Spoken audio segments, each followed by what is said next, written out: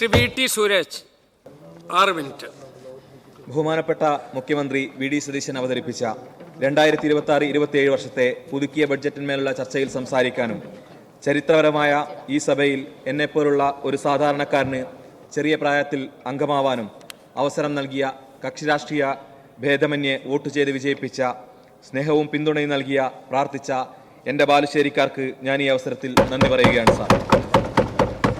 ജീവിതത്തിലുടനീളം കൈപിടിച്ച് നടത്തി വഴികാട്ടിയ എൻ്റെ പാർട്ടി ഇന്ത്യൻ നാഷണൽ കോൺഗ്രസിനും തിരഞ്ഞെടുപ്പ് കാലത്ത് വിജയത്തിനായി പ്രവർത്തിച്ച ബാലുശ്ശേരിയിലെ കോഴിക്കോട്ടെ UDF പ്രവർത്തകർക്കും സംഘടനാ ജീവിത വഴികളിൽ ഒപ്പം നടന്ന കോഴിക്കോട്ടെ എൻ്റെ KSU സഹപ്രവർത്തകരെയും കഴിഞ്ഞ 10 വർഷക്കാലം ഇടതുപക്ഷ ജനാധിപത്യ മുന്നണിയുടെ ജനവിരുദ്ധമായ നയങ്ങൾക്കെതിരെ കേരളത്തിന്റെ തെരുവോരങ്ങളിലും സെക്രട്ടേറിയറ്റ് നടക്കലും കലക്ടറേറ്റ് പഠിക്കലും ക്രൂരമായ മർദ്ദനങ്ങൾ ഏറ്റുവാങ്ങിയ KSU youth Congress, MSF youth league ഉൾപ്പെടെയുള്ള UDFന്റെ യുവജന വിദ്യാർത്ഥി സംഘടനാ പ്രവർത്തകരെയും ഞാൻ ഈ അവസരത്തിൽ ഓർക്കുകയാണ് സാർ.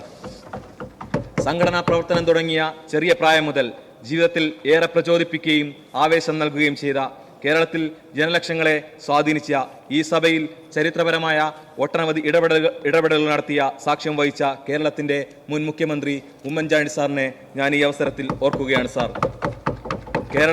കേരളത്തിന്റെ സമഗ്ര വികസനവും ജനക്ഷേമവും ലക്ഷ്യമിടുന്ന ഈ കാലത്തിനും വരാനിരിക്കുന്ന കാലത്തിനും ദിശാസൂചികയായി മാറാൻ സാധിക്കുന്ന കേരളത്തിന്റെ ബഹുമാനായ മുഖ്യമന്ത്രി വി.ഡി. സതീശൻ അവതരിപ്പിച്ച ഈ ബഡ്ജറ്റിനെ ഞാൻ പരിപൂർണമായി പിന്താങ്ങുന്നു സാർ.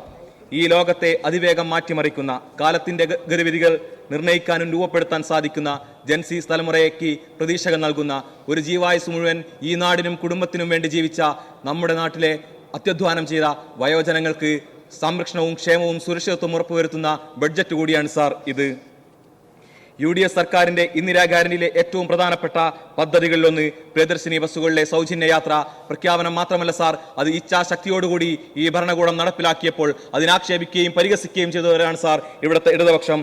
നമ്മളൊന്ന് ആലോചിച്ച് നോക്കൂ സാർ, നമ്മുടെ അമ്മമാരുടെ, നമ്മുടെ സഹോദരിമാരുടെ, ചേച്ചിമാരുടെ സാമ്പത്തികവും സാമൂഹികവുമായ സുരക്ഷിതത്വം ഉറപ്പുവരുത്തിയ പദ്ധതിയായിരുന്നു സാർ ഇന്ത്യൻ നാഷണൽ കോൺഗ്രസ് ഈ രാജ്യത്താകമാനം നടപ്പിലാക്കിയ ദേശീയ ഗ്രാമീണ തൊഴിലുറപ്പ് പദ്ധതി.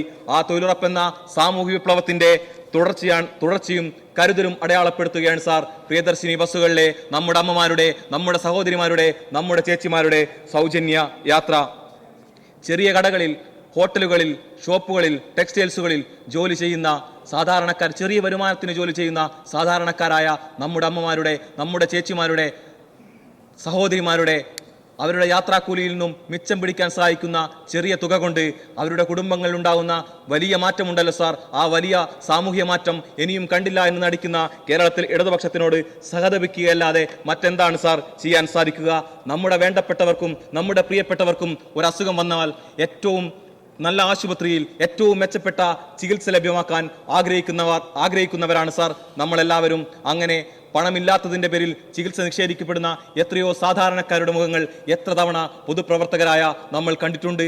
ആ സാധാരണക്കാർക്ക് സഹായഹസ്തം നീട്ടിക്കൊണ്ടായിരുന്നു സാർ ഉമ്മൻചാണ്ടി സർക്കാർ കാരുണ്യ പദ്ധതി നടപ്പിലാക്കിയത്.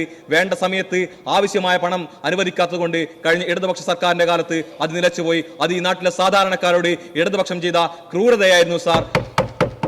ആ സാധാരണ മനുഷ്യരെ കണ്ടുകൊണ്ടാണ് പണമില്ലാത്തതിന്റെ പേരിൽ കേരളത്തിൽ ഒരാൾക്കും ചികിത്സ നിഷേധിക്കപ്പെടുന്ന വി.ഡി. സതീശൻ സർക്കാരിന്റെ നിശ്ചയദാർഢ്യം കൊണ്ടാണ് സാർ ഉമ്മൻചാണ്ടി സാറിന്റെ പേരിൽ ഉമ്മൻചാണ്ടി ഇൻഷുറൻസ് പദ്ധതി തുടങ്ങാൻ ഈ ബഡ്ജറ്റിൽ തുക 10 കോടി രൂപ വകയിരുത്തും സാർ. അത് കേരളത്തിലെ ജനത ഏറെ പ്രതീക്ഷയോടെയാണ് നോക്കിക്കാണും സാർ. അഭിനന്ദിക്കപ്പെടേണ്ടതാണ് സാർ. നമ്മളൊന്നാലോചിച്ച് നോക്കൂ സാർ, ഈ തിരുവനന്തപുരം നഗരത്തിൽ നിന്ന് ഒരുപാട് പ്രതീക്ഷകളോടെ വയനാടൻ ചുരം കയറി പൂക്കോട് വെറ്റിനറി സർവകലാശാലയിലേക്ക് പഠിക്കാൻ ചെന്ന സിദ്ധാർത്ഥൻ എന്ന വിദ്യാർത്ഥിയെ ദിവസങ്ങളോളം ഒറ്റപ്പെടുത്തി, ദിവസങ്ങളോളം പട്ടിണിക്കെട്ട് അതിക്രൂരമായി റാഗിങ്ങിന് വിധേയമാക്കി കൊന്നതിന്റെ ഭീതിപ്പെടുത്തുന്ന ഓർമ്മകൾ നമ്മുടെ രക്ഷിതാക്കളിലും നമ്മുടെ കുട്ടികളിലും വലിയ ഭയമാണ് വിതച്ചത്. ആ റാഗിംഗ് കേസിലെ പ്രതികൾ SFIക്കാരായിരുന്നു സാർ. ആ തിരുവനന്തപുരത്തെ അച്ഛന്റെയും അമ്മയുടെയും കണ്ണുനീർ ഇനിയും തോർന്നിട്ടില്ല.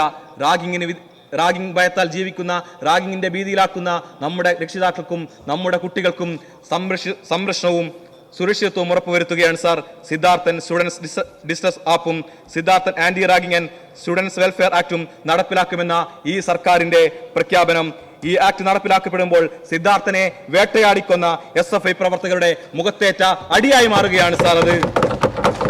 കേരളത്തിന്റെ കൗമാരത്തെ, കേരളത്തിന്റെ യുവത്വത്തെ കാർന്നുന്ന മഹാവിപത്തായി ലഹരി മാഫിയ മാറുമ്പോൾ അതിനെ പിന്തുടർന്ന് വേട്ടയാടി ഉന്മൂലനം ചെയ്യുന്ന ഈ സർക്കാരിന്റെ അഭിമാനകരമായ പദ്ധതി ഓപ്പറേഷൻ തൂഫാൻ കേരളത്തിന്റെ പൊതുസമൂഹവും, കേരളത്തിന്റെ വിദ്യാർത്ഥി സമൂഹവും, കേരളത്തിന്റെ യുവത്വവും, കേരളത്തിന്റെ കൗമാരവും ഏറെ പ്രതീക്ഷയോടെയാണ് സാർ കാണുന്നത്.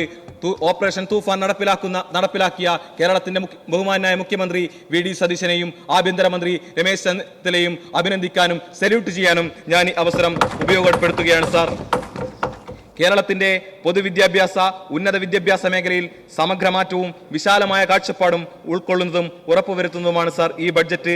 സാമൂഹ്യമായും സാമ്പത്തികമായും പിന്നാക്കം നിൽക്കുന്ന പട്ടികജാതി, പട്ടികവർഗ, മറ്റു പിന്നാക്ക വിഭാഗങ്ങൾ, ന്യൂനപക്ഷ വിഭാഗങ്ങൾ എന്നിവരുടെ വിദ്യാഭ്യാസ, തൊഴിൽ, സംരംഭകത്വ, ജീവിത നിലവാര പുരോഗതിക്കായി സർക്കാർ വലിയ തുക ഈ ബഡ്ജറ്റിൽ വകയിരുത്തിയിരിക്കുന്നത് അഭിനന്ദനാർഹമാണ് സാർ. പട്ടികജാതി വിഭാഗങ്ങളുടെ സമഗ്ര വികസനത്തിനായി 2979.32 കോടി രൂപയും ഇതുകൂടാതെ മുൻകാല കുറവുകൾ നികത്താൻ 527.68 കോടി രൂപയും ഈ ബഡ്ജറ്റിൽ വകയിരുത്തിയിട്ടുണ്ട്. ഇത് കേവലം ഒരു സാമ്പത്തിക സഹായം മാത്രമല്ല സാർ, പട്ടികജാതി സമൂഹത്തിന്റെ വിദ്യാഭ്യാസ, തൊഴിൽ, ഭവന, ജീവിത നിലവാരം ഉയർത്തുന്നതിനുള്ള ശക്തമായ പ്രതിബദ്ധതയുടെ പ്രഖ്യാപനം കൂടിയാണ് സാർ ഇത്. പട്ടികവർഗ വിഭാഗത്തിനായി 859.48 കോടി രൂപയും മറ്റു പിന്നാക്ക വിഭാഗങ്ങളുടെ ക്ഷേമത്തിനായി 164.16 കോടി രൂപയും ന്യൂനപക്ഷ വിഭാഗങ്ങളുടെ സാമൂഹ്യ സാമ്പത്തിക ക്ഷേമത്തിനായി 77.91 കോടി രൂപയും ഈ ബഡ്ജറ്റിൽ വകയിരുത്തുമ്പോൾ എല്ലാ സാമൂഹ്യ വിഭാഗങ്ങളോടും നീതി പുലർത്തിക്കൊണ്ട് കേരളത്തിന്റെ സമഗ്ര വികസനം നടപ്പിലാക്കുമ്പോൾ ഒരു സാമൂഹ്യ വിഭാഗവും പിന്നിലായി പോകരുതെന്ന ഈ സർക്കാരിന്റെ നിശ്ചയദാർഢ്യമാണ് സാർ വ്യക്തമാകുന്നത്. റിസർവ് ബാങ്ക് ഓഫ് ഇന്ത്യയുടെ റിപ്പോർട്ട് പ്രകാരം 2025-26 സംസ്ഥാനത്തിന്റെ ആകെ കടബാധ്യത 5.7 ലക്ഷം കോടി രൂപയാണെന്നിരിക്കെ ഈ അവസ്ഥയിലും കേരളത്തിന്റെ ബഹുമാനായ മുഖ്യമന്ത്രി വി.ഡി. സതീശൻ സർക്കാർ അവതരിപ്പിച്ച ബഡ്ജറ്റ് ഏറെ പ്രതീക്ഷ നൽകുന്നതാണ് സാർ. കേരളത്തിന്റെ സമഗ്ര വികസനവും കരുതലും ഉറപ്പുവരുത്തുന്നതാണ് സാർ. അതുകൊണ്ട് ഈ ബഡ്ജറ്റിനെ ഞാൻ നിറഞ്ഞ മനസ്സോടെ പൂർണ്ണമായും പിന്തുണയ്ക്കുകയാണ് സാർ.